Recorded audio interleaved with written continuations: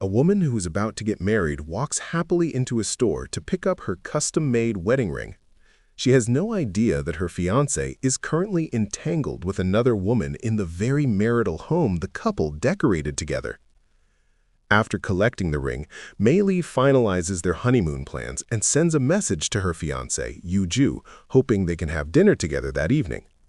At that moment, Yu Ju is kissing his mistress and casually replies during a pause, lying that he is still working overtime and even adding a line expressing his love. The next day, while cleaning the new house, Mei Li talks to her mother on the phone. She had originally planned to simply register the marriage, but Yu Ju's mother insisted on holding a formal wedding at a hotel. Mei Li can't help complaining that the wedding expenses would be better spent covering the cost of the new home. Her mother reminds her to be understanding and not to blame Yu Ju for only helping with part of the rent, as it would hurt his pride. Mei Li inherited her mother's personality from a young age and is considered a rare example of a virtuous and considerate wife. Before her mother finishes speaking, Mei Li suddenly steps on a woman's earring. A sense of unease immediately rises in her heart. After hanging up, she searches the bedroom and finds long strands of hair that clearly do not belong to her. Yu Ju has already moved into the marital home alone, while Mei Li is still living in her old apartment. These obvious clues clearly indicate that Yu Ju is seeing another woman. Mei Li places the earring before him and demands an explanation. Yu Ju lies, claiming that during a company team-building event, colleagues visited the house together, and that the earring must have been accidentally left behind by a female coworker. Mei Li immediately looks up several of his coworkers' social media accounts. On the day of the so-called team-building event, everyone was busy with their own affairs, which only proves that Yu Ju went out alone with the female coworker. She then finds a photo of that coworker wearing the same earrings. Mei Li threatens that if Yu Ju continues to deny it, she will go to his company and publicly expose the affair. Terrified, Yu Ju finally admits that he slept with his coworker. However, he shamelessly makes excuses, first blaming work stress, then claiming Mei Li kept pressuring him about the wedding, which led him to vent his emotions elsewhere. To atone, he slaps himself. He argues that since they have already registered their marriage, booked the wedding venue, and paid the deposit on the new home, breaking up would make Mei Li a divorced woman who never even had a wedding. He asks her to weigh the pros and cons and forgive him just this once. As soon as he finishes speaking, the coworker suddenly sends him a provocative photo in sexy lingerie. Mei Li notices his strange behavior and insists on checking his phone. The two struggle over it, and in an attempt to destroy the evidence, Yu Ju throws the phone on the ground and stomps on it. Mei Li rushes to pick it up and accidentally injures her hand.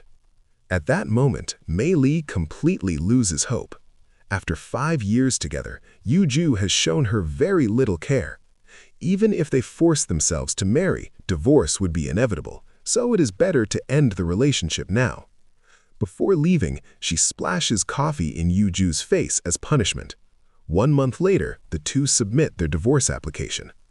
Not wanting to worry her mother, Mei Li asks Yu Ju to keep their story consistent and lie, saying his work is too busy and the wedding has been postponed. She plans to slowly tell her mother the truth later. Yu Ju seamlessly moves on to dating his new girlfriend and shamelessly hands Mei Li the divorce papers, asking her to submit them once the time comes. Mei Li quietly cancels the wedding venue, honeymoon plans, and wedding dress rental. When everything is finally settled, sadness overwhelms her. She goes alone to a batting cage to vent her emotions, vowing to say goodbye to the past and live well. Unexpectedly, on the day she plans to submit the divorce papers, the police suddenly show up. Only then does Mei Li learn that her marital home was part of a full rent scam. While the landlord was abroad, the property had been entrusted to an agency. Without the agency owner's knowledge, an employee hired someone to impersonate the landlord and sign a contract with Mei Li. The police advise her to move out immediately, or the real landlord may sue her for illegal occupancy. Mei Li immediately calls Yu Ju. His uncle works at the prosecutor's office, and she hopes he can help recover the 300 million won she lost. However, Yuju's new girlfriend is unhappy that he answers the call. Cold-heartedly, Yuju tells Mei-Li that contacting an ex-boyfriend like this is inappropriate. They are no longer related, and she should handle her problems herself. Helpless, Mei-Li drowns her sorrows in alcohol. During this time, her mother calls, wanting to send homemade side dishes to her in-laws. Holding back tears and a trembling voice, Mei-Li hides all the bad news from her mother. Later, while drunkenly walking home, she stumbles into a car parked by the roadside and falls to the ground. The man in the car gets up, helps her up, and offers to take her to the hospital. Mei-Li waves him off, saying she is fine. The man saves his phone number in her phone and tells her to contact him for reimbursement of medical expenses. Seeing the name Kim Woo-ju, Mei-Li mistakenly thinks it is her ex-boyfriend and grabs him, venting all her pent-up anger. Woo-ju is completely stunned by her sudden behavior and quickly gets back into his car. Mei-Li follows him inside and refuses to get out. After a long argument, Woo-ju finally manages to get her out of the car. But Mei-Li quickly runs up behind him, jumps on his back, covers his eyes, and curses him. Woo-ju forcefully shakes her off, causing Mei-Li to lose her balance and sit directly on a cactus full of sharp spines. Crying, Mei-Li pours out her story of being betrayed by her ex-boyfriend, admits she cannot confess the truth to her mother for fear of worrying her, and begs Woo-ju for help because of the pain. Woo-ju asks a doctor friend to treat her injuries and responsibly drives her home. Mei-Li ends up kneeling on the passenger seat, which causes motion sickness. Woo-ju has no choice but to stop the car on a bridge so she can get some fresh air. Looking at the rising sun, Mei-Li reflects that even though her life is in chaos, the sun still rises as usual. Perhaps life always offers a direction forward. Before parting, Woo-ju advises her to go to the hospital to check whether her arm was injured in the fall. Mei-Li apologizes for causing him trouble and offers to transfer money for the ride and medical expenses. Woo-ju does not respond and drives away. Miserable, Mei-Li returns home and sleeps face down. She is woken by a phone call from a department store employee congratulating her on winning a prize. Thinking it is a scam, Mei-Li is reminded that 2 months earlier, when she picked up her ring, a department store mascot had given her a lottery ticket for a chance to win a luxury villa worth 5 billion won. She filled in her name and phone number half-heartedly and folded the corner of the ticket before dropping it in the box. In reality, the department store had already pre-selected a winner, the mayor's wife's nephew. The company representative hid the pre-selected ticket in his sleeve, planning to secretly swap it during the draw. Unexpectedly, when he symbolically reached into the box, he accidentally dropped the hidden ticket inside. Pale with fear, he searched desperately for the folded corner.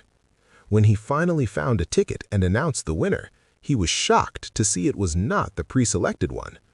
In front of everyone, he dared not cheat openly and had no choice but to announce Mei-Li as the winner. Mei-Li cannot believe such incredible luck has fallen upon her. According to the rules, the winner must be a newlywed couple without private property ownership and must submit a marriage certificate for verification. Relieved that she has not yet submitted the divorce papers, Mei-Li immediately provides all the required documents. The department store secretary confirms that Mei-Li and Yu-ju are a married couple of 5 months with no privately owned property, meeting all conditions, except that the husband cannot attend the award ceremony. The representative desperately looks for ways to revoke Mei-Li's eligibility. Upon learning the husband cannot attend, he immediately orders the addition of a new rule. The secretary calls Mei-Li, stating that if any fraud is discovered, the prize will be revoked and legal responsibility will be pursued. In addition, both husband and wife must attend the award ceremony together. Unwilling to miss this rare opportunity, Mei-Li calls her ex-boyfriend for help, but Yu-ju, annoyed at being disturbed during time with his new girlfriend, blocks her number. Just as Mei-Li is racking her brain for a solution, she suddenly receives a message from Wooju asking whether she has gone to the hospital to check her arm. An idea strikes her. Wooju has the same Korean name as her ex-boyfriend and looks somewhat similar. Maybe she can fool them. She quickly finds Wooju and asks if he is married. After receiving a negative answer, she immediately makes her request. End of episode 1. That's all for today. Please like, comment, share with friends, and remember to join the family by smashing that subscribe button. Until next time.